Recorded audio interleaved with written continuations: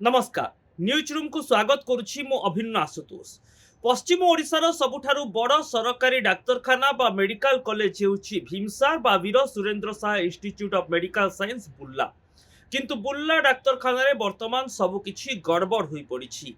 भीमसार रे MRI scan पाई लोकंकु बा रोगींकु पाखापाखि 10 रु 12 दिन अपेक्षा करिबाकु पड़ुछि।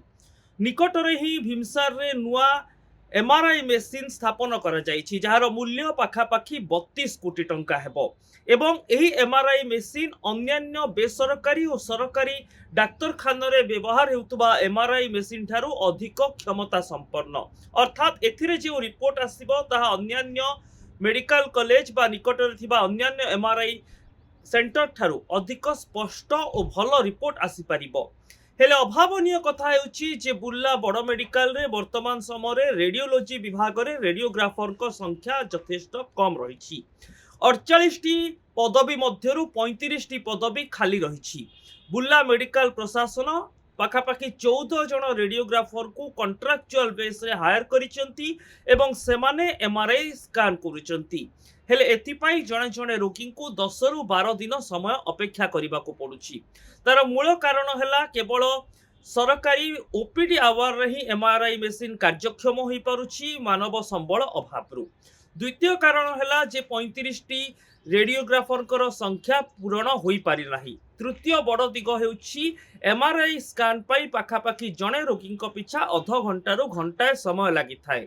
एनु जेहेतु रेडियोग्राफर को संख्या बा पदवी आवश्यकता अनुसार भीमसार मेडिकल कॉलेज रे पूरण होई पारि नाही तेनु एहाको 24 घंटिया कार्यक्षम करिबा संभवपर होउ नाही। केवल एमआरआई क्षेत्र रे जे एभली अभावनीय चित्र सामना को आसीछि ताहा नुहे। पश्चिम ओडिशार अधिकांश गरीब श्रेणीर लोके भीमसार मेडिकल उपरे निर्भर करती हेले भीमसार स्थिति अति जटिल। वर्तमान समय रे Veer Surendra Sai institute of medical science रे पाखापाखि 200 नर्सिंग पदवी खाली रही। एलपी क्षेत्र रे 50 पदवी वर्तमान सुधा पूरण होई पारि नाही।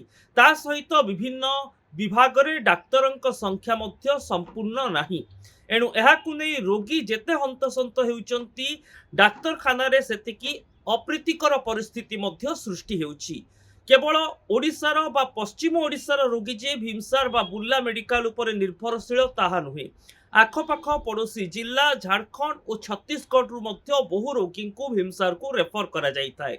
गोटे रेफराल हॉस्पिटल बा पश्चिम ओडिशा रे सबुठारु अधिक क्षमता संपन्न सुपर स्पेशलिटी हॉस्पिटल हेउछि भीमसार। गत वर्ष ही बा पाखापाखि 5 मास तले ही भीमसार को राज्य सरकार सुपर स्पेशलिटी हॉस्पिटल रो मान्यता देइछंती। अर्थात आपण माने भुवनेश्वर रे जेमिति बड़ बड़ डाक्तरखाना घरोई क्षेत्र रे देखुचंती, एम्स रो कथा देखुचंती, कटक बड़ मेडिकल रो कथा देखुचंती, पश्चिम ओडिशा रे सेमिति सबुठारु बड़ सरकारी डाक्तरखाना हेउछि बुर्ला डाक्तरखाना। किंतु आश्चर्यर कथा हेउछि एठी डाक्तरंक अभाव रही, एठी पारामेडिकल स्टाफ को अभाव रही, फार्मासिस्ट को अभाव रही, नर्सिंग क्षेत्र में तो पाखापाखि 200 पदवी पूरण हो पारु नाही। एहारी भितरे भीमसार को स्वयं शासित आख्या देइछंती राज्य सरकार अर्थात गोटे ऑटोनोमस बॉडी भाव में भीमसार मेडिकल कॉलेज काम करुछि। हेले एठाकार पूर्णकालीन निर्देशक प्राय 2 वर्ष हैला नियुक्ति पाई नाहंती। डीए मीटिंग को एहार निर्देशक भाव में अतिरिक्त दायित्व दिया जाइछि जहांकर कार्यालय रही कटक रे। किंतु से केमिति बुर्ला मेडिकल रो स्थिति जांच करिवे बा बुर्ला मेडिकल रो परिचालना करिवे ताकु नै प्रश्न उठिबा स्वाभाविक जेतेबेले एते बड़ मेडिकल कॉलेज रे निर्देशकंक पदवी वर्ष वर्ष धरी खाली रहुछि। आउ एक कथा हेउछि एहा गोटे रेफराल हॉस्पिटल अर्थात बलांगीर, सुंदरगढ़, राउरकेला, भवानीपाटना ता सहित सुवर्णपुर, बौद्ध ए सब जिल्लार डाक्तरखाना गुड़िकर जेतेबेले रोगींकर चिकित्सा संभव हुए नाही सेतेबेले पश्चिम ओडिशार एसबु जिल्लारू रोगी को बुर्ला मेडिकल को रेफर करा जाई थाए। 5 मास तले एहाको सुपर स्पेशलिटी आख्या मध्य मिल सारी अर्थात बड़ बड़ जटिल रोगर एठारे चिकित्सा संभवपर किंतु मानव संबल अभाव एवं भित्तिभूमि दृष्टि वर्तमान सुधा स्वयं संपूर्ण हो पारि नाही। आपण माने जानिथिबे जे बीजेडी सरकार समय रे पश्चिम ओडिशार विभिन्न जिल्ला रे मेडिकल कॉलेज स्थापन करा जाइछि किंतु एसबु मेडिकल कॉलेज वर्तमान सुधा संपूर्ण कार्यक्षम नुह कारण एथिरे अनेक पदवी भैकेंट रही ए सबू मेडिकल कॉलेज गुड़िक अत्यावश्यक उपकरण जहाँ गोटे सरकारी मेडिकल कॉलेज रहिबा कथा ताहा रही नाही। आपण देखंतु बलांगीर जिल्लार कथा जेमिति कि भीमभोई मेडिकल कॉलेज रही किंतु सेठारे सीटी स्कैन उपलब्ध हेउनाही। सीटी स्कैन करिबा पई आपणको जिल्ला मुख्य डाक्तरखाना उपरे निर्भर करिबाकू पड़ुछि। एमिति विभिन्न जिल्ला रे भिन्न भिन्न समस्या रही एवं जिल्ला वारी जो बड़ बड़ मेडिकल कॉलेज केवल स्थापना पूर्व सरकार करिसंती सेमाने गोटे सरकारी मेडिकल कॉलेज भावरे जेते सुविधा रोगी को जोगाई देबा कथा ताहा ए पर्यंत जोगाई पारि नाहांती। एही दृष्टिरु पश्चिम ओडिशार सबुठारु निर्भरशील सरकारी मेडिकल कॉलेज हेउछि बुर्ला मेडिकल कॉलेज बा भीमसार। हेले एठारे 1200 रोगी वर्तमान समय शज्या पाउछंती। अनेक रोगी को तले रही बा तले सोई तांकु चिकित्सा पाइबाकू पड़ुछि।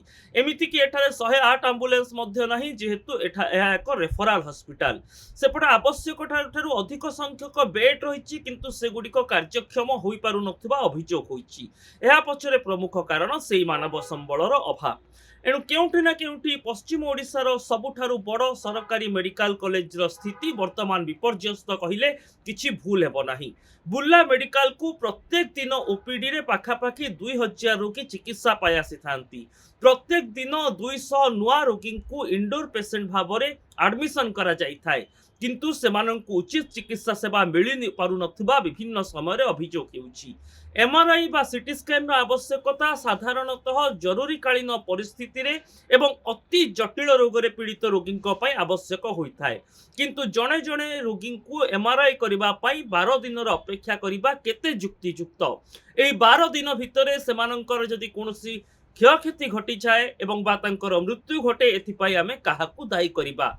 आउ एक कथा हेउछि जे एमआरआई पाई अधिकांश शिशु को रेफर करा जाउछि जे मानकर एमआरआई ठीक समय होई पारु नाही। 14 जन कॉन्ट्रैक्चुअल रेडियोग्राफर को वर्तमान भीमसार कर्तृपक्ष काम रे नियोजन करिसंती किंतु 24 घंटा एमआरआई सुविधा सेमानक द्वारा करिबा संभवपर नुहे। एनु जो पदवी वैकेंट रही ताकू केमिति पूरण करा जिवो से संपर्क रे सरकार चिंता करंतु। जने स्थायी निर्देशक केमिति भीमसार परिचालना दायित्व रे रहिबे से कथा नै मध्य राज्य सरकार एक विधिबद्ध निष्पत्ति नेबार आवश्यकता थिबा स्थानीय लोके दाबी करिसंती। आउ गोटे पर्सपेक्टिव को आमे देखिबा भीमसार जो सुरक्षा संस्था को दायित्व दिया जाइछि। लोकंक अभियोग है अनेक समय सुरक्षा कर्मी माने रोगी और रोगी संपर्क को दुर्व्यवहार करुचंती जहा द्वारा जन असंतोष बढ़िबारे लागिछि।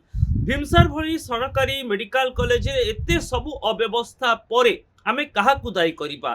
जदि ए समान घटना कटक बड़ मेडिकल बा एम्स रे घटी थांता तेबे हुएत गणमाध्यमर नजर तुरंत सेठाकू आसी थांता।